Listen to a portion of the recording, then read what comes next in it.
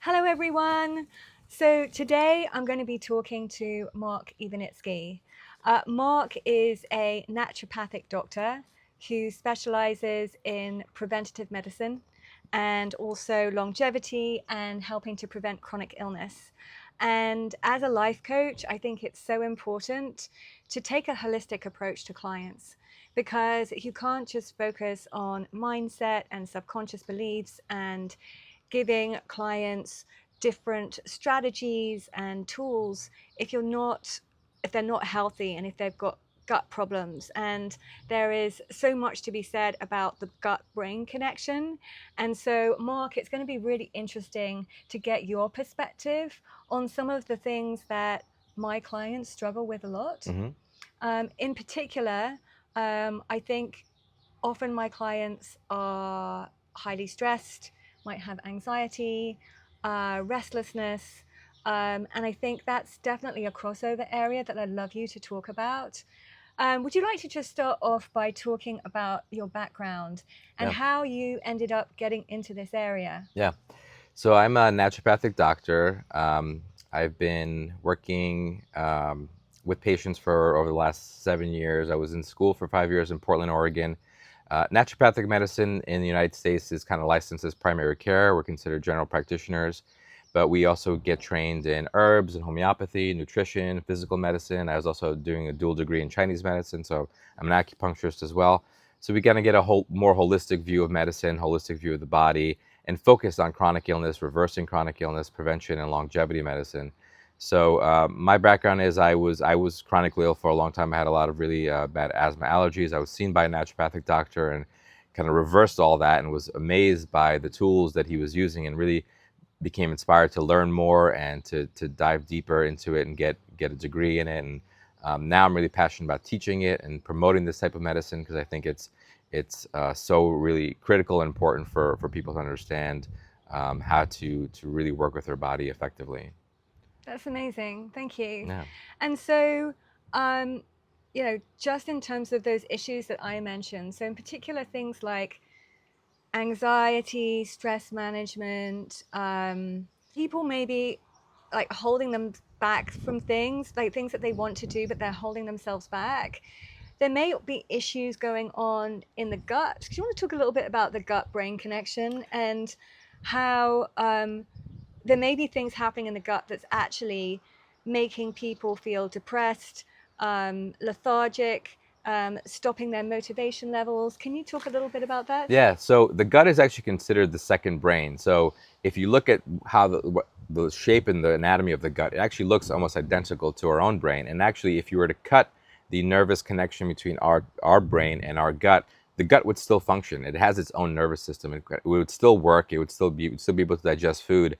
Just your top brain wouldn't have any connection to it. So it's really fascinating.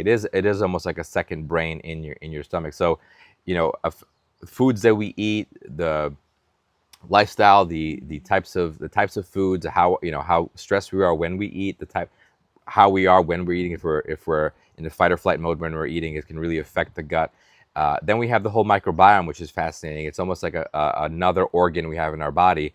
The microbiome is actually in terms of number of cells, we have 9 out of 10 cells in the body are actually our microbiome. So we're actually more microbiome than we are physical Mm, cells, which is fascinating. So their health is really key because the chemical byproducts that they make and the way they interact with our immune system, nervous system, and the gut affects our brain. There is a direct connection through the vagus nerve of the gut and the brain. So if you've got dysbiosis, meaning that there's an imbalance of microbiome in the gut, if you've got an overgrowth, if you've got too many parasites, if there's a fungal overgrowth, then you're going to affect the gut immune system, which is the majority of our body's immune system is in the gut.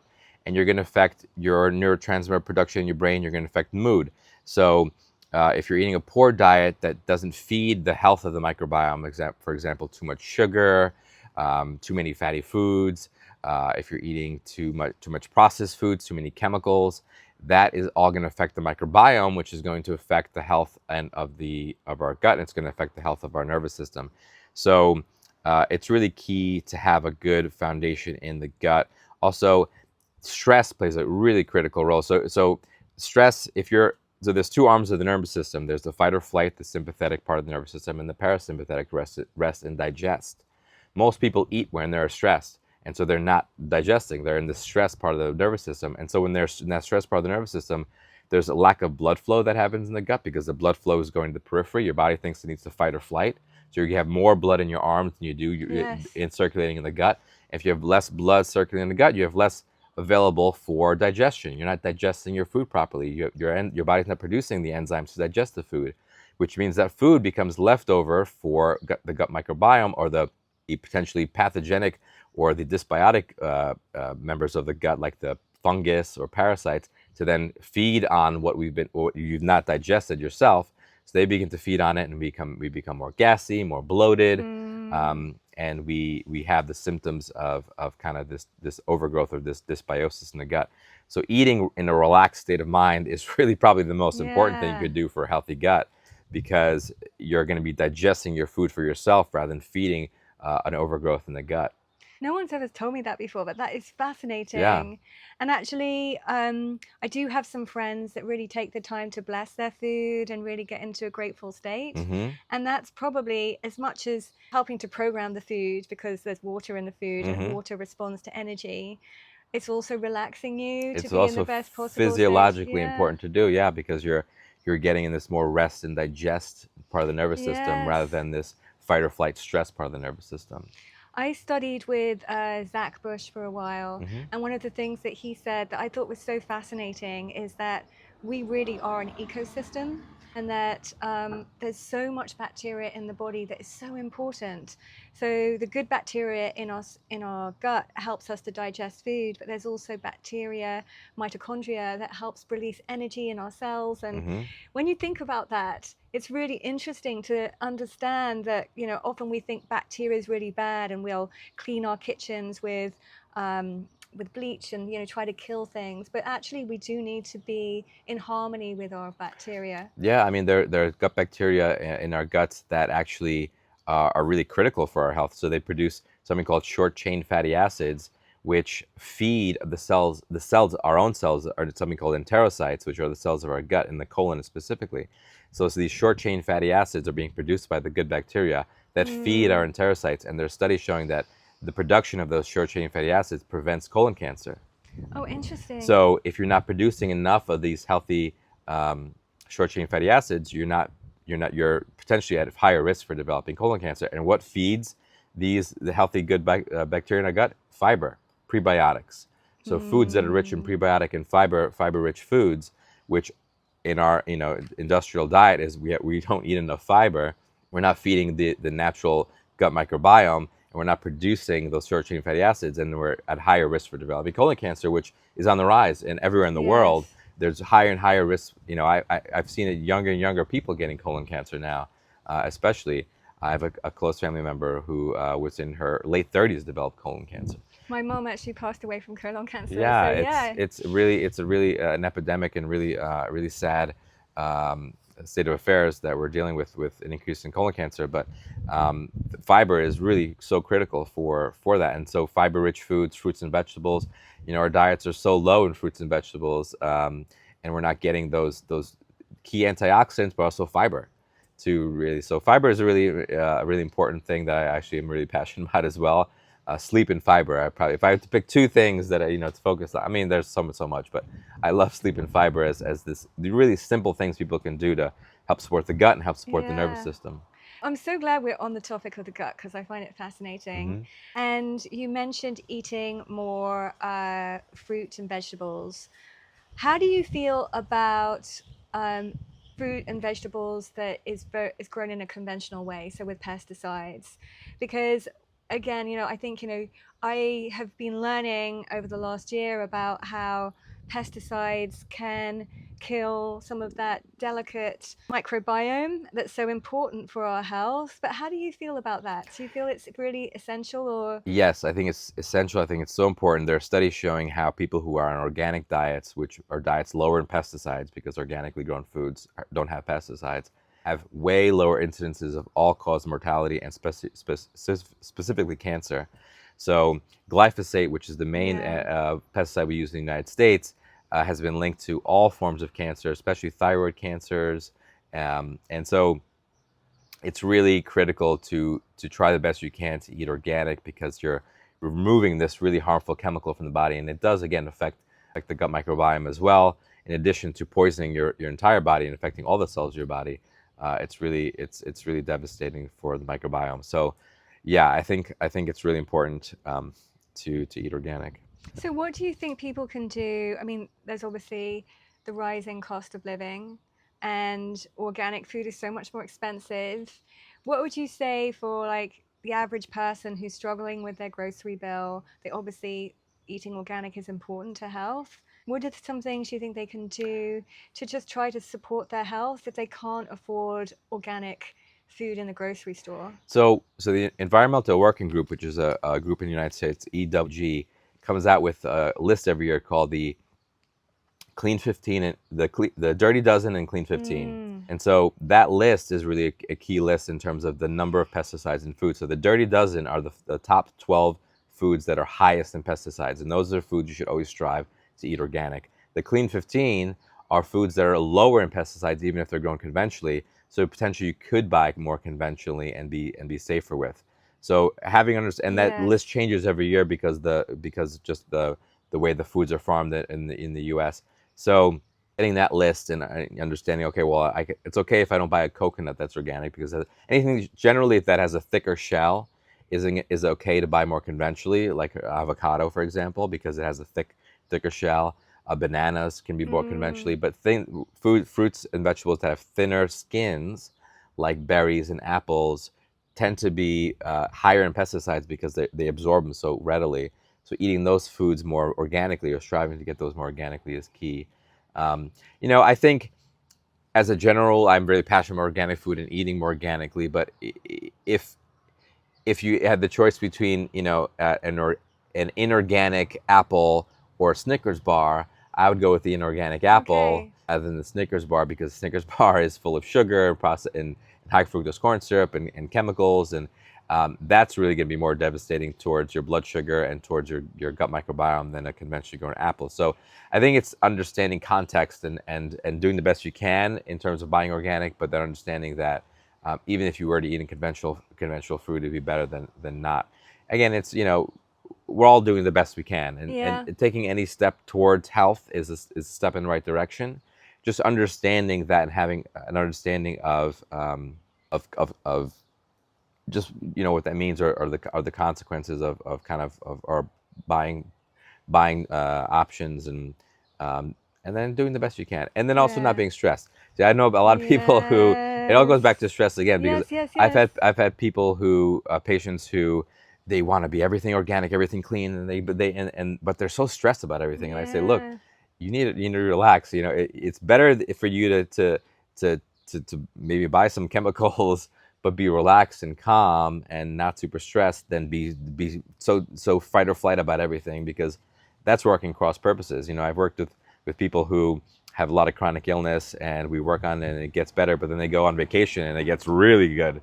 Their health almost reverses, and I'm like, wow, see how stress, your environment that you were in, was affecting your health in a more profound way than all these things we were working on in detox and sleep, which is all very important. But the removal of that initial stressor of your work, Yeah. was really key at kind of reversing your condition. And if you'd seen asthma and allergies and really severe chronic illness kind of get better as soon as the stress goes away. I heard that stress can cause so many different illnesses. I think that's a really, Yeah, really and it's a physiological thing. I mean, stress activates inflammatory cytokines in the body. So I there's see. these inflammatory cytokines, like IL-6 is a big one. You might have heard that during COVID, IL-6 was the main inflammatory cytokine that was associated with all these respiratory distress and respiratory illness, and that was happening during COVID. And IL-6 can be increased with stress and fear. Increases IL-6. So you're in a stressed, fearful state, and you're given a virus like COVID, which then is also going to increase IL-6. It's going to spin you out of control. But if you're in a more relaxed state, you have a lower baseline of these inflammatory cytokines because you're relaxed and you're not stressed. And then a virus like COVID comes in, it's going your immune system is going to be better primed to work out and defeat it than if it was super inflamed and stressed. So I would love to. You talked about fruit and vegetables. I'd love to get your impression on meat Hmm. because, again, meat is animals often grown in factory farming, and they're injected often with hormones and Hmm. steroids and things like this. And they often eat a non-organic diet as well. How do you view meat in terms of like the health journey? What's your view? Is it good for us? Is it not good for us? What's your personal view on that? Well, first of all, I say that everyone's different. Everyone's body is different, and everyone's body type is different, and they can handle different foods differently. I will say, generally, I would say as a general rule to try to get meat organically grown, pasture raised, locally sourced as best you can. Uh, Within the category of meat, there are some meats that are a little bit more inflammatory, a little bit more stressful in the body than others. So red meat, for example, can be a little bit more higher protein, a little bit more acidic, can be a little bit tougher on the body to digest and eliminate, and actually can contribute to issues around acidity and toxicity and inflammation in the body. If you're eating a lot of red meat every single day, that could potentially be an issue for certain people. But again, there are some people whose bodies are a little bit more primed for meat, and they handle it a lot better. For example, even you look at people like that live in the Himalayas, right? And they only have access to yak butter, yak meat, and yak Mm. milk, and that's their diet. And they're healthy, and they live long, and they don't really have access to fruits and vegetables because they're living in the snow-capped mountains. And then, there are people who thrive more on a fruit. People who live in the Amazon rainforest, for example, are eating more fruits, are eating more vegetables, and then maybe they'll have some fish, and maybe they'll have some local animals that they can hunt and catch. So everyone's different. Everyone's body is different. I think going for organic though is key. I think I would say as a general rule, I tend to place people more in a paleo type of diet. I think paleo is a good in Mm. between zone for people, between a vegan diet and a more meat based diet. So paleo is focusing more on lean meats, fish, poultry, lamb. I think those as kind of a general focus, and then some red meat here occasionally, some pork, occasionally. But again, What focusing about more. keto diet? Because that's often like meat, isn't Yeah, it? that's more on the, I would say more on the carnivore spectrum. So if you were going to focus on the spectrum of diets with maybe paleo in the middle, you've got the vegans, vegetarians on one end, and the keto and carnivore type diet on the So other end. paleo includes fruit and Yes, vegetables yeah, and yeah, some sugar. yeah. Yeah, but what And about, and grains generally are considered non-paleo. yeah. You can consider grains a little bit more on the grains and legumes more on the vegetarian vegan spectrum, but I consider them kind of in the middle of the paleo light, or Yeah, I mhm. think I like paleo. I think that's kind of the area that I kind of eat Yeah, in. also it's what your body feels the best. Some people, they'll eat a vegan diet and they feel amazing and they feel great, and some people they feel terrible on it, and so you'll eat more of a carnivore keto diet and feel amazing, and some people feel terrible Do you on it. think the keto diet though is dangerous? I have heard mixed things in terms of making your body acid and things like that. Yeah, so there is some of that, and again, it depends on the person. I think some people who are dealing with chronic illness, I think would do better more on the vegan vegetarian end of the spectrum. I think for young men who are bodybuilding and working out, more on the keto carnivore diet, the more protein heavy diet. Um, I think keto, it really depends. Keto was designed for epilepsy. It was a diet designed in the 70s for children with epilepsy, and it basically cures and reverses epilepsy Wow. because you're not providing the sugar for the brain, and so the nervous system in the brain isn't so excitatory, and your ketones are the main source on the keto diet of energy for the brain, and so the brain isn't as excitatory on ketones versus sugar, and so it actually can cure and reverse. And really great studies is showing that with kids, and so people have experimented and say, oh wow, it actually also makes you lose weight, and so because you're burning more fat Mm. on a keto diet, your ketones are what your body produces when it burns fat. And so when you have a high fat diet, your body's in this ketosis state, so it's constantly burning fat. So it's a great way to potentially lose weight. So there, So it can be good for it can certain be good for categories certain of people and people. certain people in certain categories, just like any of the diets. I think can be good for certain people in certain categories. Would you suggest it continuously though, or do you feel like it's just a short-term I tend to look solution? at it as a short-term kind of diet. I don't think of it as a long-term diet. I haven't seen. I've personally experimented with it. I've experimented with all the diets. I've been vegan, been vegetarian, I've been carnivore, I've been keto. I've landed more in the paleo zone, and I feel that most people kind of do well. in the paleo zone. I think if you're living in the mountains in a monastery and you're surrounded by beautiful, peaceful surroundings, a vegan vegetarian diet is really helpful to get into more spiritual areas of your life. It can be a little bit more spiritual when you're eating more vegan vegetarian, but I think in our modern lifestyle, meat tends to be very grounding. It keeps us kind of grounded in the physical world. And so eating more meat can really be helpful in that. That is so interesting, because I was talking more about like how the gut impacts the mind. Hmm. So the different types of food that you eat is really going to impact you. So you said meat is much more grounding. So will that also help for stress as well, because it will keep you much more grounded? Definitely, yeah. I've seen that with, especially with women who tend to go with vegan vegetarian diets. They tend to be very flighty, very airy, very high nervous system, very on edge, and they eat a little bit of meat, and it kind of grounds them. They get more iron, they get more blood. It kind of really gets them in their bodies more. I've seen that happen many times. Um, yeah, and there are, grains can be really grounding too. If you're thinking, oh, well, I don't want to eat meat. I want to I'm be. glad that because that was the final thing I wanted to talk to you about, Yeah. was grains and wheat. Yeah, grains It's and had such a bad rap, like in the last 10 years, Yeah. eating wheat. What's your view? And do you categorize things like oats and other grains in the same category as wheat? What's your view? So there are, grain comes in kind of two main categories: the glutinous grains and the non-glutinous grains. And this glutinous grains have gotten a lot of bad rap recently because of gut issues that they potentially can cause, and systemic fatigue and symptoms that gluten can cause, or autoimmune diseases. Autoimmune thyroiditis Yes. has been linked with gluten. So there are issues around gluten. I tend to suspect and see that. I feel like the inorganic grains that are high in pesticides Yes. tend to be the real issue, not so much the gluten itself, because there are people who eat high gluten diets and live a very long time, and are familiar with the blue zones. Yes. Concept of the blue zones is there's a place called Loma Linda in California where the diet is almost exclusively grains and legumes, and people live to be over 100 years old. So are they organic though? yeah, they tend to go for the more organic, and so it's interesting that you say that, because I had a belief as well that the gluten intolerance is actually tied to the pesticides, because what I heard was around the 1970s or maybe early 80s, or it could have been a bit later actually, don't quote me on the date, but there in Ireland what they discovered was that if they sprayed the wheat crop with glyphosate, it was a natural desiccator. So you need to have the grain to be dry, otherwise it goes moldy. mm-hmm. And so at the end of the crop, they would spray all of the crop with glyphosate to dry it out.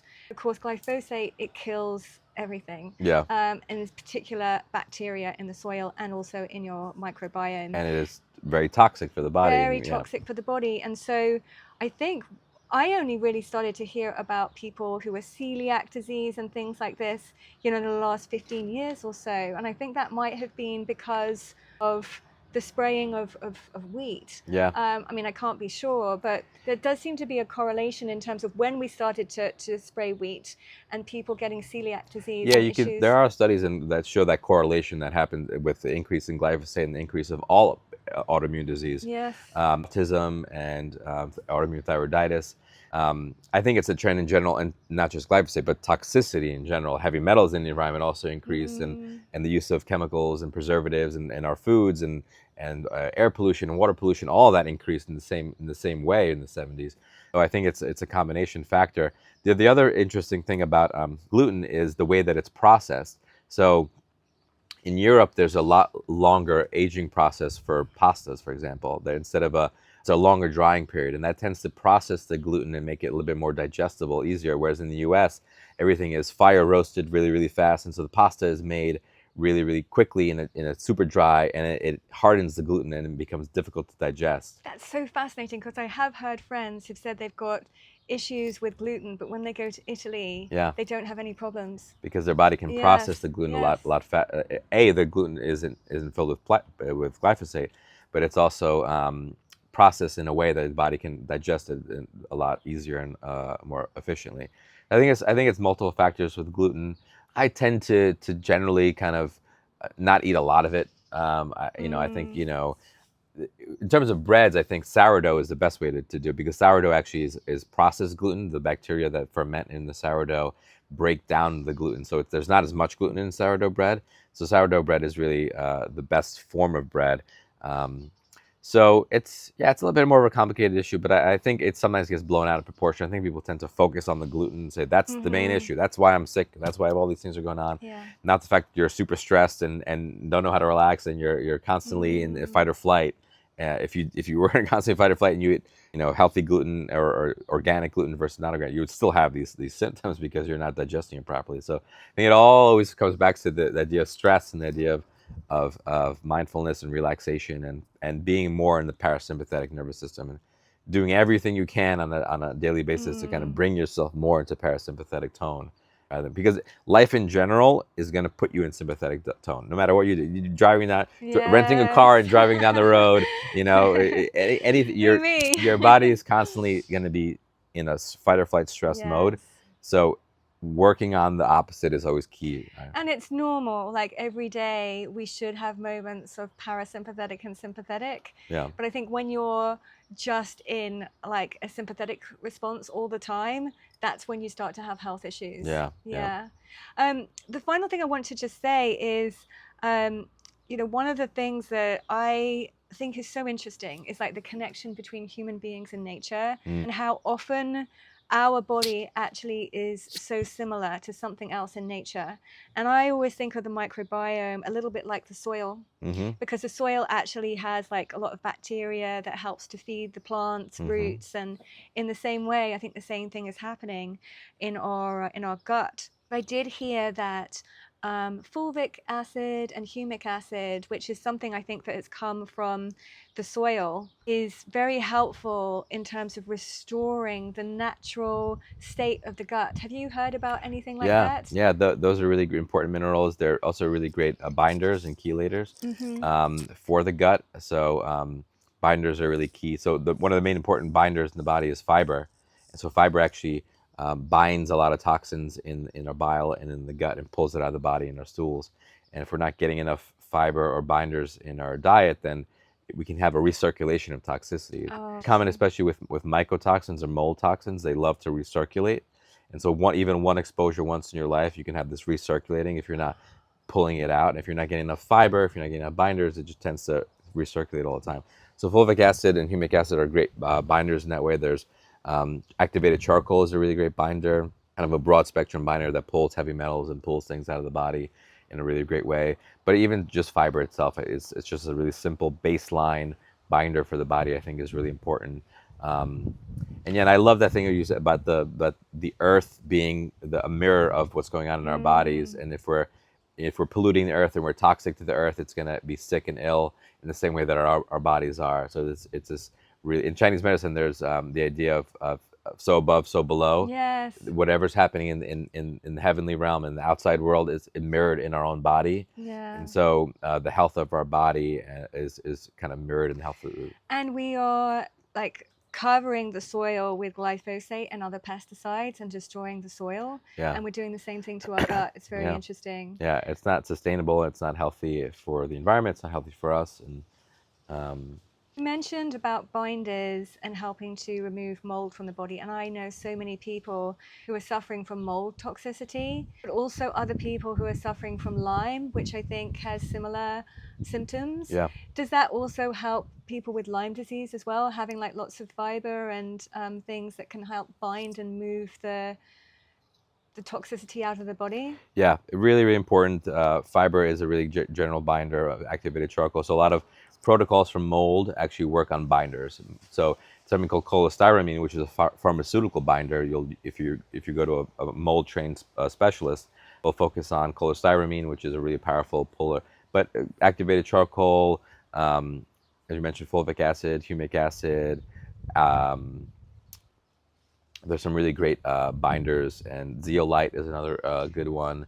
So I've heard mixed things about zeolite again, and like on the internet, you always hear two views. So some people said, again, it's one of these things that I think, is it a chelator that helps move heavy metals out, but then it can move heavy metals from, let's say, your brain to somewhere Yeah. else, it could be It problematic. can. So you want to be careful. So again, we talked about previously and about how I like to support the body naturally first, and so working on the body's natural ability to detoxify and supporting the body's main organs of detox. So we have kind of four main organs in our body that are just all day, every day, removing toxicity, removing heavy metals, removing pesticides from the body naturally. So there's the lymphatic system, which touches and pulls all the trash from the body. Lymphatic system works with the liver and the kidneys and the gut to remove toxins out of the body. So your body's doing that all the time. The bile is the main way your liver kind of pushes, and the kidneys through the urine is how your body eliminates toxins. So the body's doing it all the time naturally, and so I like to support those organs first. And so I work with Yes. these really unique remedies called European drainage remedies, which are part of the European biological medicine, traditional medicine, which is a really unique form of natural medicine developed in Switzerland and in Germany. And these remedies are low-dose homeopathic remedies that are designed to stimulate and support those organs. And I've seen them work Mm. really, really powerfully, really fantastically at supporting the body's natural ability to detoxify. Yes. So we support the liver, we support the kidneys, lymphatic system, and gut, and then we watch as the body naturally removes these things on its own. Yes. So we're not pulling, we're not pushing, we're not binding specifically. We're just allowing the body to naturally to eliminate, and I've seen that be really powerful. And reverse, I've seen reversal of really nearly every chronic disease, autoimmune disease, cancers. I've seen really amazing things when we work with these remedies in this type of way, supporting the body in this natural way. I love that because I actually feel like a lot of holistic medicine, they'll focus on one thing. And I feel like the body is a symphony and it's working with each other, all of these different pieces. And so, actually, by strengthening the body to be able to work in harmony with each other, feels like the most logical thing to Yeah. do for optimum health. Well, so the body's natural state is wellness. The body's natural state is healing, and the body's natural state is self-management and self-regulation. The body's managing all this. You're not consciously beating your heart. You're not consciously, eliminating toxins. Your body's doing it on its own. So if we remove the obstacles that allows the body to do this naturally, and toxicity is one of those main obstacles, we help support detoxification by lowering the toxic load of the body. The body then can do it on its Heal own. We don't itself, need to constantly worry about chelating this metal or chelating that or pulling this or pushing that or Yes. pushing glutathione or working. The body is going to do it on its own. It naturally wants to do that. So by eliminating the obstacles to cure, it can help to allow the body to self-manage and self-regulate.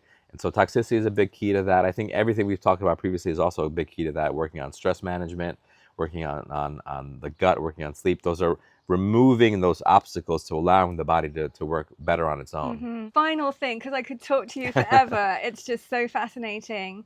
Have you heard about peptide bioregulators? Yes, yes. And so that's, again, the similar thing is kind of like working on these key parts of the body. In particular, I think like the master glands of in the brain, so the pineal gland and the pituitary gland, and making sure that they are operating optimally because they actually help organize the chemistry in the body. And so the similar way that you were talking about like this European protocol that's helping to flush the body and to make it like working optimally so the body can heal itself, peptide bioregulators are also getting these master glands to work properly as well. So what's your view on those? Yeah, I love them. I've used them personally, and I've used them with patients. I think these peptides are amazing. They're incredible. I tend to, again, look at them more as like pushing a lever and potentially pushing the body to do a certain thing or to stimulate this organ a little bit more, because we think it's important, or this organ because we think it's important. But when we remove the obstacles to cure it, and which is why I work with toxicity and detoxification first, we allow the body to figure out what it needs to do on its own first. Like, it doesn't need to work on the pituitary gland, doesn't need to work on this. So once we detoxify the body and eliminate that toxic load, lower the toxic burden, the body starts self-regulating, self-managing on its own. And then we say, okay, well, we've worked on detoxification, we've gotten you to a higher level of health. Is there something else we can kind of give to kind of icing on the cake, and do a little bit of peptides here that will help support growth hormone, it'll support the increase in healing. You'll do peptide that supports the thymus gland to help the immune system.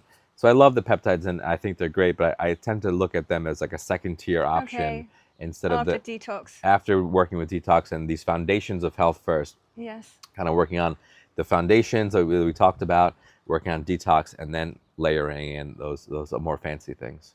Mark, you've covered so much. Thank you so much for your time and Yeah, for you're sharing welcome. your This is wealth great. of I information. love talking I about love this. this too. Thank you so much. You're welcome.